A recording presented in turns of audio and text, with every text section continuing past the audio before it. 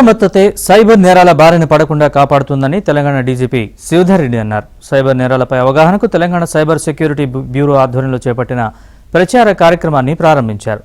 Fraud కా full stop పేరుతో రాష్ట్ర వ్యాప్తంగా 6 వారాల పాటు ఈ ప్రచార కార్యక్రమం నిర్వహించనున్నారు.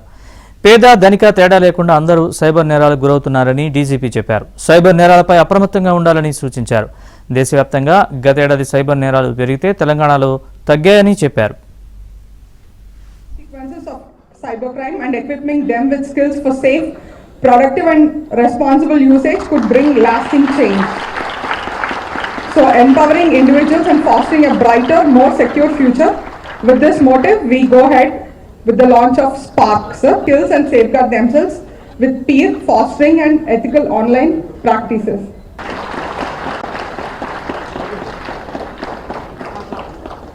Whose work has shaped numerous cyber safety programs in Telangana. ప్రమాదకరంగా విస్తరిస్తున్నటువంటి సైబర్ క్రైమ్ ను అడ్డుకోవడానికని చెప్పి మీరందరూ నడుము కడుతున్నందుకని చెప్పి ఉద్యుక్తులైతున్నందుకని చెప్పి మిమ్మల్ని అభినందిస్తూ లాస్ట్ 10 ఏళ్ల నుంచి ముఖ్యంగా 5-6 ఇయర్స్ నుంచి పెద్ద సమస్యగా ఒక పీడగా మారినటువంటి క్రైమ్ ఈ సైబర్ క్రైమ్.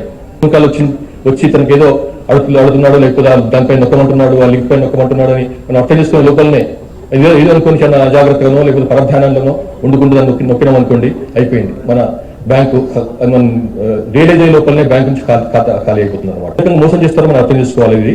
ఇదన్నీ లైవ్ ఎగ్జాంపుల్స్. ఇంతకుముందు కూడా మీరు చూసిండ్రు ఆడియో కాల్స్ కూడా, అవన్నీ కూడా లైవ్ ఎగ్జాంపుల్స్. మనం డ్రామటైజ్ చేసింది కాదు, కేవలం మన జాగ్రత్తను మనం కాపాడుతుంది. ఇందులో ఇంకా వేరే ఇందులో మనం చేసేది అంతకన్నా మేము చేసేది లేదు.